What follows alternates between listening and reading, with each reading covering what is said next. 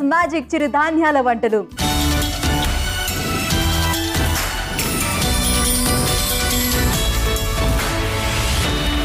చిరుధాన్యాలు తింటే ఆరోగ్యానికి ఎంతో మంచిదని ఇప్పటి వరకు అందరికీ బాగా అవగాహన వచ్చేసింది. అయితే ఏ మిల్లెట్స్ ఎంత మోతాదులో తీసుకోవాలి, ఎలా తీసుకోవాలి, అండ్ ఎలాంటి హెల్త్ ఇష్యూస్కి ఏ మిల్లెట్ పనిచేస్తుంది, ఇలాంటి డౌట్స్ మనందరికీ ఉండిపోయాయి కదా. ఎస్, ఆ డౌట్స్ని క్లారిఫై చేస్తూ ఏ మిల్లెట్తో ఎలా రెసిపీస్ని తయారు చేసుకుంటే బాగుంటుందో కూడా చెప్పడానికి వచ్చేస్తున్నారు pinnacle institute of hotel management MD and principal Sridevi గారు. Let's welcome to her. Hi ma'am. Hi. How are you? I'm fine, thank you. So millets తింటే చాలా మంచిది ఆరోగ్యానికి అని చాలా వరకు అవేర్నెస్ ఇప్పుడు వచ్చింది. చాలామంది స్టార్ట్ చేశారు కూడా మిల్లెట్స్ తినడం అనేది. కానీ ఈ మిల్లెట్స్ని ఎలా వండుకుంటే రుచికరంగా ఉంటుంది, సో ఎలా ప్రిపేర్ చేసుకోవచ్చు అనేది చాలామందికి తెలియకుండా డౌట్స్ ఉన్నాయి. అండ్ ఏ మిల్లెట్స్ని ఎలా తీసుకోవాలో కూడా తెలియదు, ఎంత మోతాదులో తీసుకోవాలో కూడా. సో అవన్నీ మీరు చెప్తూ ఈరోజు మిల్లెట్స్ మ్యాజిక్లోని వ్యూవర్స్కి ఏ మిల్లెట్ తీసుకొని ఏ రెసిపీని తయారు చేస్తున్నారో చెప్పాలి.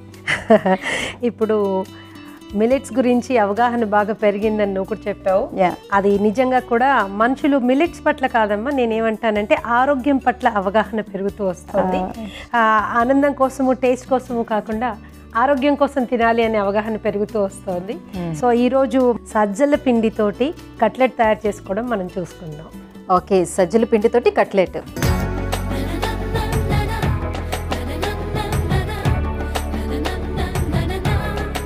ఓకే, సో ఈ మిల్లెట్స్ గురించి ఇంకా మాట్లాడుకుందాం. ముందైతే కట్లెట్కి కావాల్సిన ఇంగ్రీడియంట్స్ అయితే చూసేద్దాం. సజ్జల కట్లెట్ తయారు చేయడానికి కావాల్సిన పదార్థాలు: సజ్జల పిండి, ఉడికించిన ఆలుగడ్డ, మెంతి కూర ఆకులు, కొత్తిమీర ఆకులు, ఉడికించిన బఠానీ, సన్నగా తరిగిన ఉల్లిపాయ, సన్నగా తరిగినటువంటి పచ్చిమిరపకాయ, గరం మసాలా, ఆమ్చూర్ పౌడర్, ఉప్పు, నూనె. ఓకే, సో సజ్జలు కట్లెట్కి కావాల్సిన ఇంగ్రీడియంట్స్ ఏంటో చూసాం కదా. ఇంకా మేకింగ్ ప్రాసెస్లోకి వెళ్దాం. మేడం, ఫస్ట్ ఏం తయారు చేసుకోవాలి, ఏంటి ప్రాసెస్? ఆల్మోస్ట్ అన్నీ రెడీగానే ఉన్నాయి. ఒక బౌల్ ఇలా తీసుకుందాము. దీనిలో మనం ముందుగానే ఉడికించుకున్నటువంటి ఆలుగడ్డకి పైన పొక్కు తీసేసుకుందాము. కట్లెట్ అంటే ఆలుగడ్డ లేకుండా మనం కట్లెట్ ఇమాజిన్ చేయలేము. అవును, it is the best binding agent. అలాగే కార్బోహైడ్రేట్ కూడా వస్తుంది. ఉట్టి కట్లెట్లో ఏంటంటే మనం ఓన్లీ ఆలుగడ్డ తీసుకుంటాం కాబట్టి ఫైబర్ లోపిస్తూ ఉంటుంది.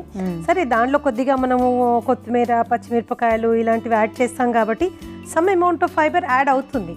కానీ నిజంగా ఉండవలసినంత ఫైబర్ మాత్రం ఉండకపోవచ్చు. పైగా ఏం చేస్తాం, కట్లెట్తో పాటు బాగుందని డెఫినెట్గా సాస్ వేసుకొని తింటాం. టొమాటో సాస్, కెచప్ దాంతో పాటు వేసుకుని తింటాం. సో దాంట్లో సాల్ట్స్, షుగర్స్ కూడా మనకి యాడ్ అవుతూ ఉంటాయి. చిన్నపిల్లలకి, యంగ్స్టర్స్కి ఇది పెద్దగా డిఫరెన్స్ ఏమీ రాదు. ఎందుకంటే వాళ్ళ గ్రోయింగ్ ఏజ్లో ఉంటారు, అలాంటి ఎనర్జీ వాళ్ళు తీసుకోగలరు. కానీ ఏజ్ పెరుగుతున్న కొద్దీ వీటి మీద కొద్దిగా జాగ్రత్త తీసుకోవాల్సి వస్తుంది. ఆరోగ్యానికి సంబంధించినటువంటి ఆహారం అనగానే అది కలర్ వేరుగా ఉంటుంది, టేస్ట్ వేరుగా ఉంటుంది, ఇంట్రెస్టింగ్ రుచి ఉండదు, ఇంట్రెస్టింగ్ కలర్ ఉండదు, అబ్బా బోర్ అని అందరూ దాన్ని దూరం పెడుతూ ఉంటారు. ప్రోగ్రామ్ చూసినప్పుడు వెంటనే చేసుకుందాం అనిపిస్తుంది, కానీ దాన్ని పోస్ట్పోన్ చేస్తూ ఉంటాం. ఎందుకంటే కంటికి చూడ్డానికి, ముక్కుకి వాసన చూడ్డానికి రెండిటికి చాలా చక్కగా ఉంటేనే మనం నోటి దాకా తీసుకెళ్ళి తినడం అనేది జరుగుతూ ఉంటుంది. సో ఈ సజ్జలు కానీ చిరుధాన్యాలు ఏవైనా కూడా ప్రత్యేకంగా ఓన్లీ ఆ ధాన్యంతోనే కాకుండా మిగతా ఆహార పదార్థాలతో మనం కలిపి వండుకున్నప్పుడు ఏమవుతుందంటే దాని టేస్ట్ ముందు ఆ ఫీలింగ్ రాదు, అబ్బో ఇదేదో బాగుండదు అనే ఫీలింగ్ రాదు, తినాలి అనే కోరిక డెవలప్ అవుతుంది. చాలా మంది అడుగుతూ ఉంటారు, సో మిల్లెట్స్ చాలా చప్పగా ఉంటాయి, అంత టేస్టీగా ఉండవు, సో ఎలా దీన్ని మనం తినగలుగుతాము, దట్స్ వై మేము అవాయిడ్ చేస్తున్నాము, తినాలని ఒకసారి తిన్నా కూడా అంటే ట్రై చేయడం కూడా స్టార్టింగ్ ట్రై చేయడం కూడా అంబలి లాగానో జావలాగానో ట్రై చేస్తారు. దాంతో ఏమనిపిస్తుందంటే అబ్బో ఇది కొంచెం ఏదో ఎగ్జైటింగ్గా లేదు అనిపిస్తుంది. సో డెఫినెట్గా ఎగ్జైటింగ్గా ఉండే డిషెస్లో మనం కనుక వీటిని ఇంక్లూడ్ చేసుకుంటే ముందు అలవాటు అనేది ఏర్పడుతుంది. అలవాటు అనేది ఏర్పడితే ఆరోగ్యం అదంతటా అదే మన ఇంటికి వచ్చేస్తుంది. So first let us concentrate on habit formation. So నేను పొటాటోని బాగా ఇలాగా మ్యాష్ చేసేసుకున్నాను. దీనిలో ముందుగానే తరిగించినటువంటి కొన్ని ఉల్లిపాయ ముక్కలు కొద్దిగా, మరీ ఎక్కువ అక్కర్లేదు. అలాగే కొద్దిగా పచ్చిమిరపకాయలు. చాలామంది పచ్చిమిరపకాయలు కారం కోసం అనుకుంటూ ఉంటారు. యాక్చువల్గా పచ్చిమిరపకాయలు కూడా చాలా ఇంట్రెస్టింగ్ స్టోరీ ఉంది. ఏంటి అంటే they are very rich sources of vitamin C అనమాట. ఓకే, మనం పండ్లు పుల్లగా ఉండేవి విటమిన్ సిలో కొంచెం సోర్ ఫ్రూట్స్ అన్ని కూడా తీసుకుంటాము. It's not so, it's very చాలా మంచి వైటమిన్ సి కంటెంట్ ఉంటుంది దాంట్లో. సో రోగ నిరోధక శక్తి కోసం అలాంటివి తీసుకోవచ్చు. అండ్ కమింగ్ టు బఠానీ, ఇది ఆల్రెడీ సోక్ చేసి మనము నానబెట్టి ఉడకబెట్టుకున్నాం. దాంట్లో కూడా కొద్దిగా తీసుకుని దీంట్లో వేసుకుందాం. ఇప్పుడు మెంతికూర ఆకులు, యాంటాక్సిడెంట్స్ కానీ, ఐరన్ కంటెంట్ కానీ, వైటమిన్ సి కానీ ఇవన్నీ మనకి చాలా బాగా ఎక్కువగా ఉండేది ఫ్రెష్ ఆకుకూరల్లో. కాబట్టి నేనైతే ఏది దొరికితే అందులో ఎక్కడ ఛాన్స్ ఉంటే అక్కడ ఏదో ఒక ఆకు మాత్రం డెఫినెట్గా అడిషనల్ యాడ్ చేస్తూ ఉంటాను. జనరల్గా మనం కట్లెట్ తయారీలో మెంతికూర వాడకపోవచ్చు, కొత్తిమీర వాడతాం. ఇక్కడ మనం కొద్దిగా మెంతికూర కూడా వాడుతున్నాం, ఎందుకంటే ఈ మెంతికూరకి చాలా మంచి చక్కటి ఫ్రెష్ ఫ్లేవర్ ఉంటుందండి. ఏ కూర చేసినా, అది వెజిటేరియన్ అయినా నాన్ వెజిటేరియన్ అయినా, ఆ ఉల్లిపాయలు వేయించాక అందులో గొప్పటి మెంతికూర వేశారంటే దాని టేస్ట్ ఫ్రెష్నెస్ చాలా డిఫరెంట్గా ఉంటుంది. సో దీంట్లో ఇప్పుడు మనం కొద్దిగా will add little of salt దీన్ని కలిపేసుకుందాం. కట్లెట్కి ఏమేమి ఇంగ్రీడియంట్స్ యాడ్ చేసుకోవచ్చు అనే దానికి లిమిటేషన్ లేదు. మనకు కావాలి అనుకుంటే దీంట్లో స్వీట్ కార్న్ కూడా యాడ్ చేసుకోవచ్చు, లేదా క్యారెట్ తురుము కూడా యాడ్ చేసుకోవచ్చు. సో మన ఇష్టం. కాబూలి, ఉడకబెట్టిన కాబూలి శనగలు అవి కూడా యాడ్ చేసుకోవచ్చు. శనగలు they are power houses. So ఏ ఫుడ్లోనే మనం వాటిని యాడ్ చేసుకుంటే మనకి బోత్ క్వాలిటీ అండ్ క్వాంటిటీ రెండు పెరుగుతాయి అన్నమాట. చాలా బాగుంటుంది. సో దీన్ని మెల్లగా మనం ఇలా కలిపేసుకుని దీంట్లో ఇప్పుడు కొద్దిగా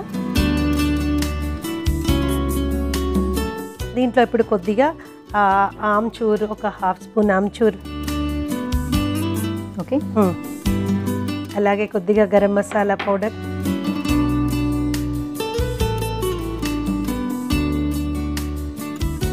దీన్ని మళ్ళీ మనం కలిపేసుకుందాం పుల్లగా. అలాగే గరం మసాలా టేస్ట్తో పాటు ఉల్లిపాయ పొరక అంటారు, ఉల్లి కాడలు అని కూడా అంటారు, వాటిని కూడా సన్నగా తురిమి పచ్చివే ఇందులో టేస్ట్ బాగుంటుంది, కలుపుకోవచ్చు. స్మెల్ బాగుంటుంది, టేస్ట్ బాగుంటుంది, డిష్కి ఒక క్రంచ్ వస్తుంది, అలాగే ఒక మంచి ఫ్లేవర్ వస్తుంది. సో అవి కూడా వేసుకోవచ్చు. అలాగే మనము లవంగాలు కూడా కావాలనుకుంటే సన్నగా అలా 2 సార్లు దంచి అవి కూడా వేసుకోవచ్చు. Cutlet is such a flexible dish. మనకు కావాల్సినవన్నీ వేసుకోవచ్చు, దాంట్లో ఏది నచ్చితే అవన్నీ వేసుకోవచ్చు అన్నమాట.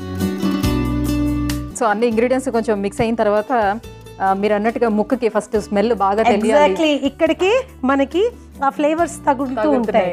ఆ షేప్ కానీ, ఆ టేస్ట్ కానీ, లుక్ కానీ అన్నీ ట్రెడిషనల్గా మామూలుగా మనం తింటే ఎలా ఉంటుందో అలాగే చేసుకొని దానిలో కనుక మనము ఈ మిల్లెట్స్ని, చిరుధాన్యాల్ని కనుక అందులో ఇన్కార్పొరేట్ చేస్తే మోడర్న్గా ఉంటుంది food, at the same time హెల్దీగా ఉంటుంది. సో ఈరోజు తీసుకున్నాం. మరి ఇప్పుడు ఈ Sajjala importance 2 to 3 spoons of powder దాని మీద నుంచి వేసేసి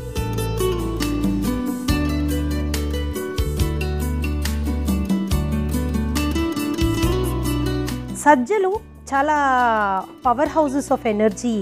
అవి అందరికీ తెలిసిన విషయమే. Very good for digestion. డయాబెటిక్స్కి అయితే వాటిని సూపర్ ఫుడ్ అని మనం అనొచ్చు. తేలిగ్గా అరుగుదలకి బాగా పనికొస్తాయి. అలాగే గుండె జబ్బులకి రాకుండా నివారణకి బాగా పనికొస్తాయి.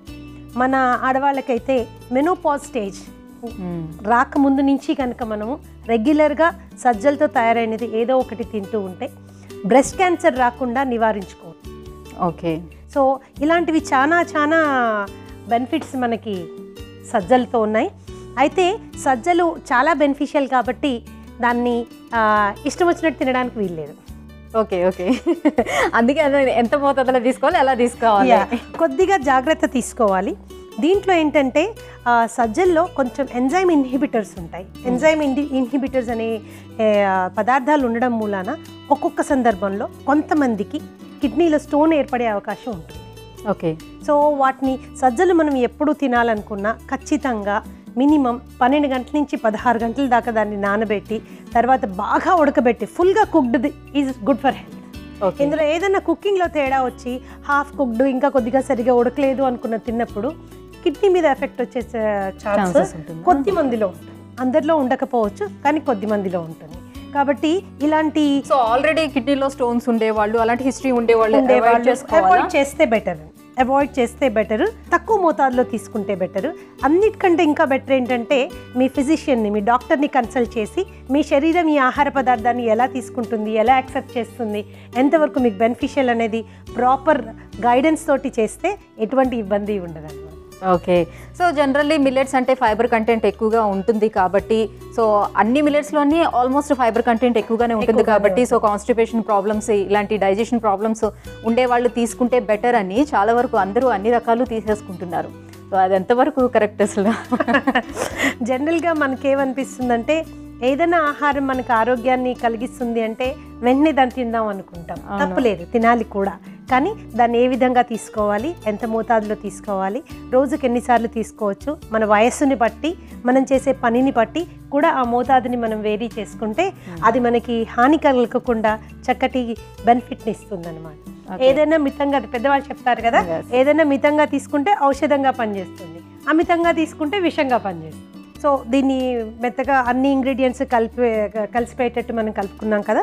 ఇప్పుడు వీటిని మనకు నచ్చిన షేప్లో చిన్నగా అలాగా చిన్న చిన్న ప్యాటీస్ లాగా మన ఇచ్చిన షేప్లో ఓవల్గా చేసుకోవచ్చు, సిలిండ్రికల్గా చేసుకోవచ్చు, మనకి ఎలా అనిపిస్తే అలాగా. ఓకే. చిన్న చిన్న కట్లెట్స్ మాదిరిగా చేసుకుని దీన్ని మనము ఆయిల్లో డీప్ ఫ్రై చేస్తాం. ఓకే. ఆయిల్లో డీప్ ఫ్రై చేసుకునే ప్రాసెస్ ఉంది కాబట్టి నేను బాండి పెట్టేస్తాను, ఆయిల్ వేస్తాను. Go head.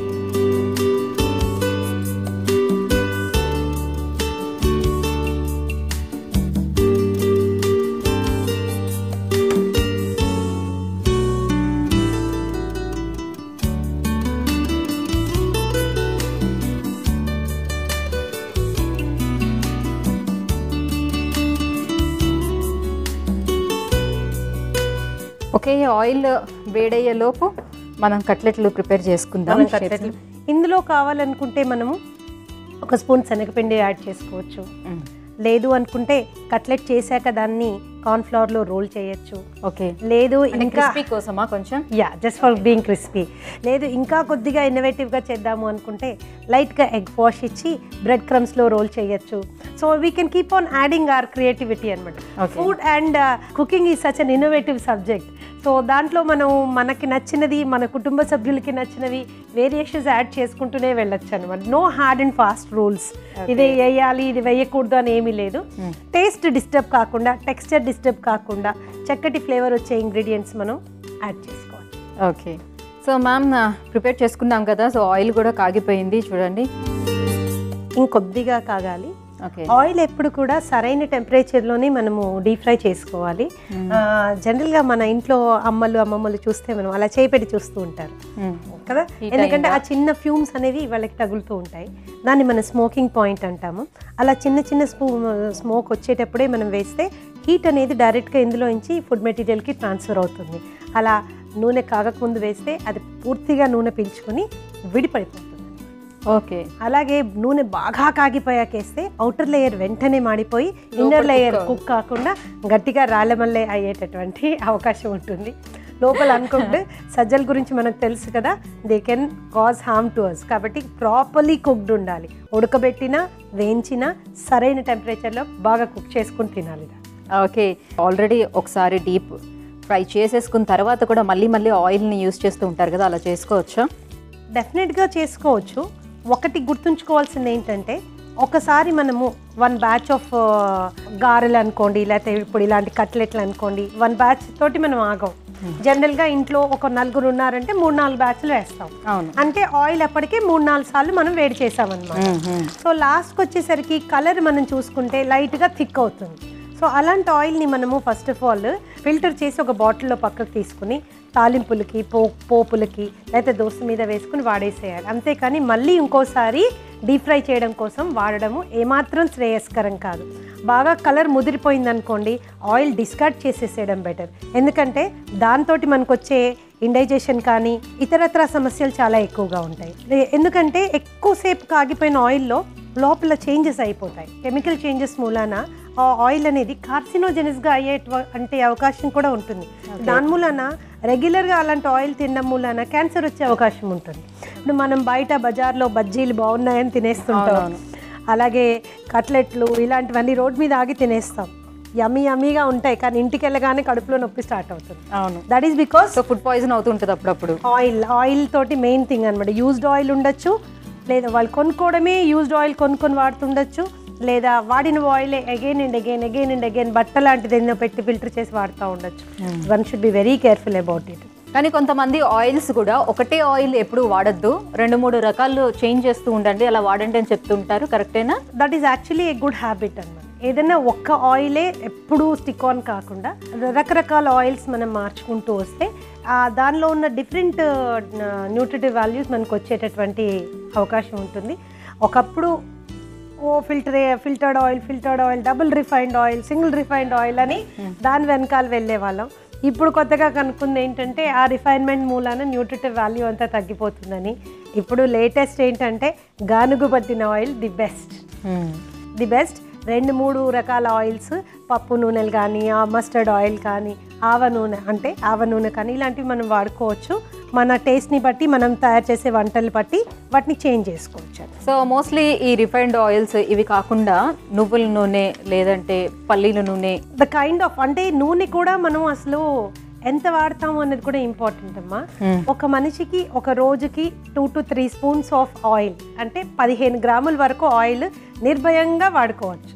ఓకే, దానికంటే ఎక్కువ వాడుతున్నాము అంటే మాత్రం కొద్దిగా మనం జాగ్రత్త తీసుకోవాల్సిందే. ఎందుకంటే 1 gram of oil 9 calories of energy ఇచ్చేస్తుంది మనకి. సో 10 grams తీసుకున్నాం అనుకోండి, 90 calories, 100 calories ఆఫ్ ఎనర్జీ. అంటే దాదాపుగా 5-6 కిలోమీటర్లు మనం వాకింగ్ చేస్తే మనం ఖర్చు పెట్టే ఎనర్జీ 2 స్పూన్లు ఆయిల్తో వచ్చేస్తుంది. సో కొద్దిగా జాగ్రత్తగా మనం ఈ రోజుల్లోని శారీరక శ్రమ కూడా తగ్గిపోయి ఉంది కాబట్టి ఇవన్నీ తగ్గించుకోవాలి. అండ్ మనకి అలానే ఆయిల్ తినకుండా ఉండకూడదు. That is very harmful. ఎందుకంటే ఫ్యాట్ సాల్యుబుల్ విటమిన్స్ ఉంటాయి, అవి ఆయిల్లోనే కరిగే విటమిన్స్ ఉంటాయి, అవన్నీ శరీరానికి అందకుండా పోతాయి. కాబట్టి ఆయిల్ని పూర్తిగా జీరో చేయకూడదండి. That is not correct.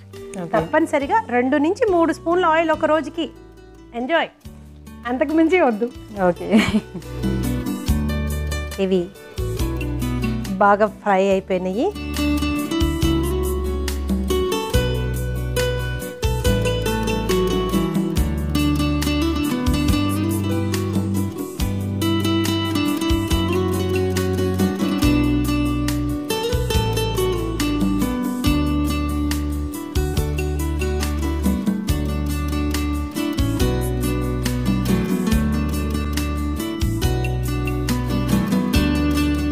Okay,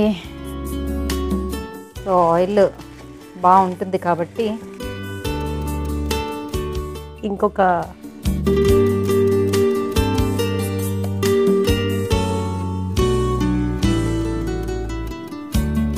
excess ఆయిల్ని తీసేసుకుంటే క్రంచీగా ఉండే కట్లెట్ టేస్ట్ యాక్చువల్గా మనం ఎంజాయ్ చేయొచ్చు అనమాట. ఓకే, సో సర్వింగ్ ప్లేట్లోకి తీసుకుందాం. యా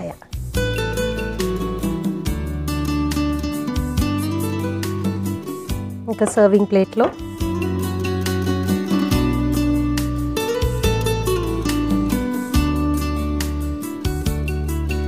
కట్లెట్స్ అన్నీ అరేంజ్ చేసుకుని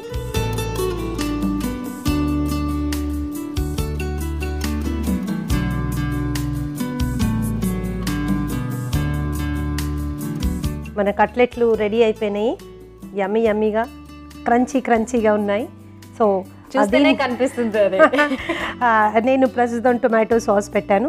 దీంతో పాటు మింట్ చట్నీ తీసుకోవచ్చు, లేదా పుదీనా చట్నీ తీసుకోవచ్చు, కొత్తిమీర చట్నీ తీసుకోవచ్చు, ఎవరికి ఏది ఫ్లేవర్. కంప్లీట్గా రా చట్నీస్, హెల్తీ కాన్షియస్గా ఉన్న వాళ్ళు రా చట్నీస్ తీసుకోవచ్చు.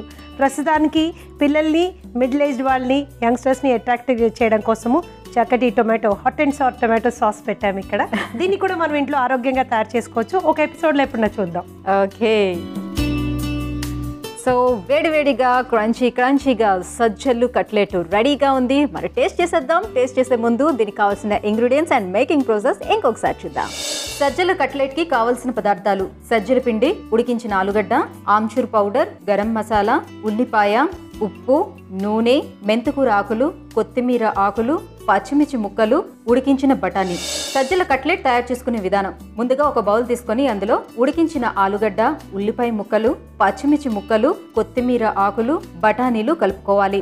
ఆ తర్వాత మెంతుకూర ఆకులు, ఉప్పు కొద్దిగా యాడ్ చేసుకుని దీనిలో కొద్దిగా ఆమ్చూర్, గరం మసాలా పౌడర్ వేసి కలపాలి. ఆ తర్వాత 3 స్పూన్ల సజ్జల పౌడర్ వేసుకొని మెత్తగా కలుపుకొని చిన్న చిన్న కట్లెట్ గా చేసుకొని ఆయిల్లో డీప్ ఫ్రై చేసి సర్వింగ్ ప్లేట్లో తీసుకొని సర్వ్ చేసుకుంటే రుచికరమైన సజ్జల కట్లెట్ రెడీ.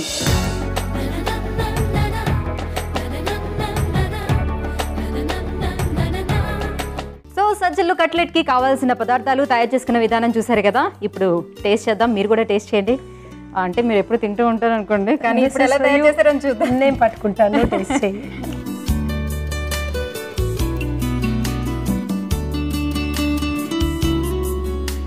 తింటున్నప్పుడు క్రంచీగా శబ్దం వస్తుంది బయటికి. రియల్లీ చాలా క్రంచీగా ఉంది, చాలా టేస్టీగా ఉంది. లైక్ సజ్జల పిండితో చేస్తున్నట్టు అట్లా ఏం తెలియటం లేదు. సో నేను ఈ పిండితో తయారు చేశాను, ఈ మిల్లెట్ తోటి తయారు చేశాను అని చెప్పకుండానే సో ఇలా తయారు చేసి ఇచ్చేస్తే హాయిగా తినేస్తారు. పిల్లలు యంగ్స్టర్స్కి అయితే అసలు చెప్పకూడదు. They will like it anyway. తర్వాత చెప్పచ్చు మనం ఇది ఎంత టేస్టీగా ఎందుకు ఉందంటే ఇంత హెల్త్ యాడ్ చేసాం కాబట్టి అని. ఎస్ ఎస్ రియల్లీ చాలా అంటే చాలా టేస్టీగా ఉంది, సూపర్. సో మంచిగా మనకు కావాల్సిన స్నాక్ ఐటమ్స్ కూడా మన మిల్లెట్స్తో తయారు చేసుకోవచ్చు కదా. మీరు కూడా ట్రై చేయండి, చాలా సింపుల్ రెసిపీ. సో నెక్స్ట్ ఎపిసోడ్లో ఇంకా మంచి టేస్టీ రెసిపీస్తో మళ్ళీ కలుద్దాం. Until then bye bye.